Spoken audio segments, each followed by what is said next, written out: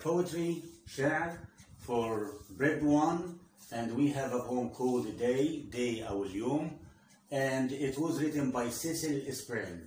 Cecil Spring.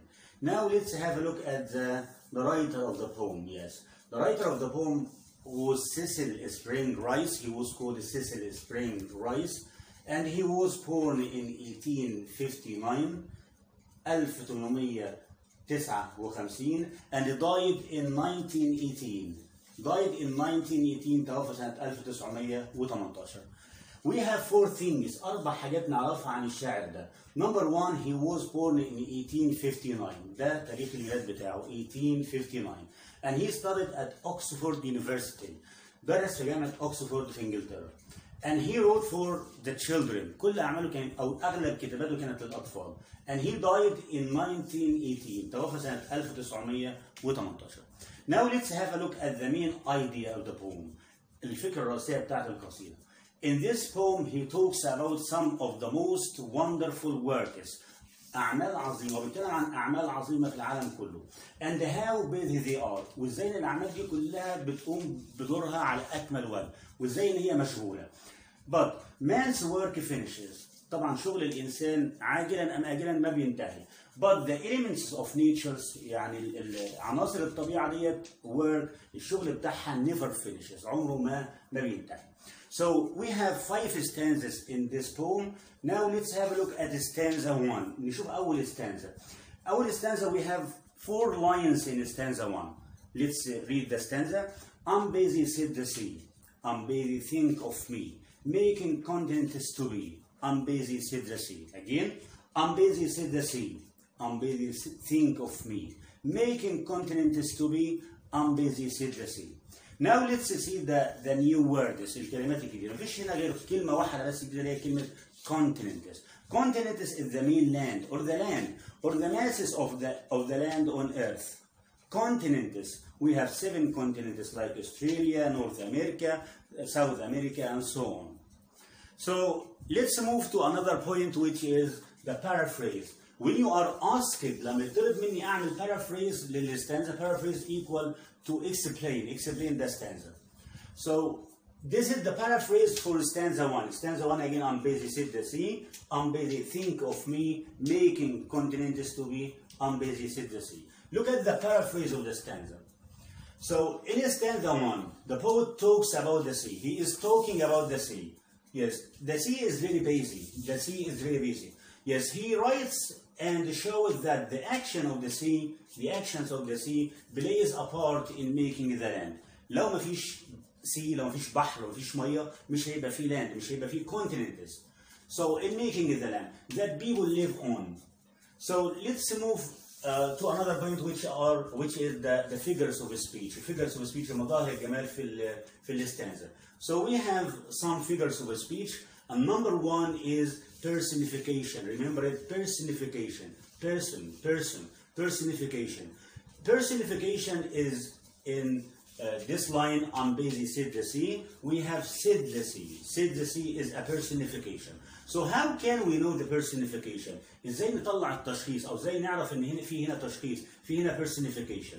So we ask ourselves 2 questions. بنسأل نفسنا 2 questions، سؤالين 2. So can the sea talk? يقدر البحر ان هو يتكلم؟ Sure, the answer will be no. ما يقدرش ان هو يتكلم. So who can talk? Humans can talk. So this is a personification. So the poet personified the sea. شخص السي as someone who can talk. So this is a personification. Now let's move to another figure of speech, which is alliteration. Alliteration, repeating the same consonant sound. تكرار الحرف الساكن in the same line, في نفس الصوت. So repeating the same consonant sound in the same line. Consonant sound, حرف ساكن. So we have 5 vowels here. We have A, E, I, O, and U. We have 5 vowels, and these are the vowels. And the rest of all letters are consonant sounds. بقية الحروف كلها المفروض إن هي تبقى consonant sounds.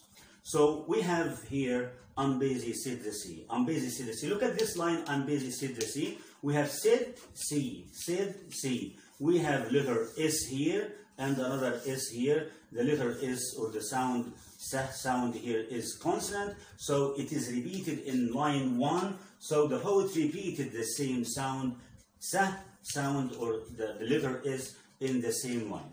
So we have alliteration. So alliteration again is repeating the same consonant sound in the same line.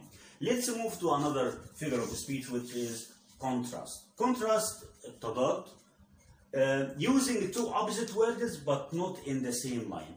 الشاعر بيستخدم كلمتين عكس بعض بس مش في نفس الصدر. Using two opposite words not in the same line.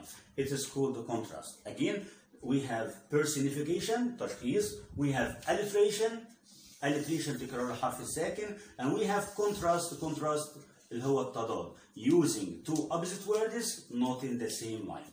So let's look at these two lines. We have am busy said the sea. This is line 1, and making continents to be, this is line 3. Look at this one. Sea. Sea is water, and continents is land. So the water is the opposite of land. So we have two opposite words, and the word sea is in line 1, and the word continent is in line 3. So we have two opposite words not in the same line. So the contrast is sea is between the word sea and the word continent.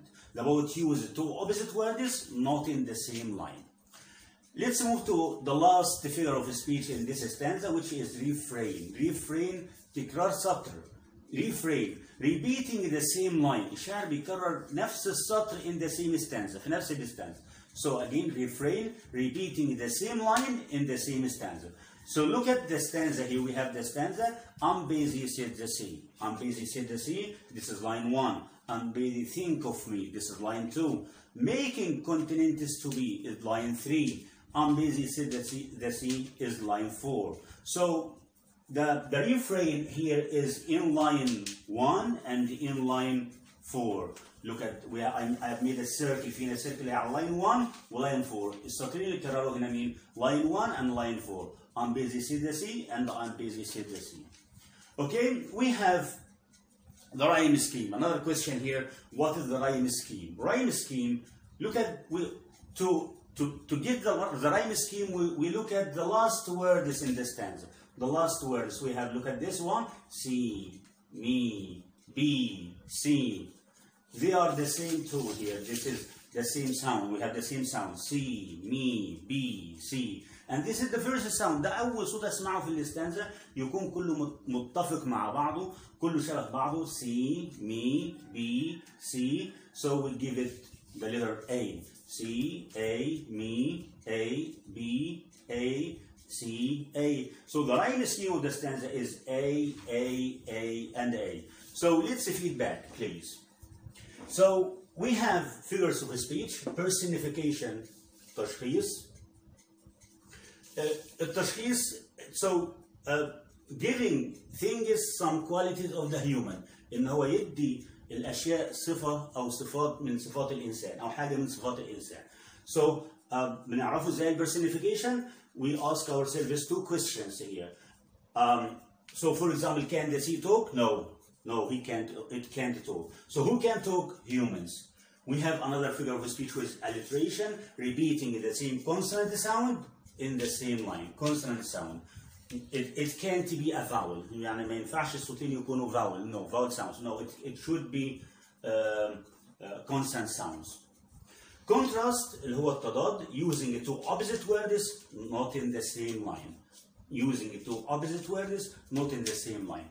And we have refrain here, repeating the same line in the same stanza. The poet repeats the same line in the same stanza. I am busy said the sea is repeated in line 4. I'm busy said the sea. Refrain. So we have the rhyme scheme, and to get the rhyme scheme I've told you زي ما قلنا ان انا ابص على اخر كلمات في كل اللاينز في الستانزا. So we have see, me, be, see. They have the same sound here, E sound, C, me, B, E. So because they are the first sound we have here, so they take the letter A. C, A, me, A, B, A, and C, it will be A. So the rhyme scheme will be A, Thank you very much for your listening. I wish that you understood stanza 1 in the poem day. Thank you, Mr. Mahmoud Abdul Ghaffar.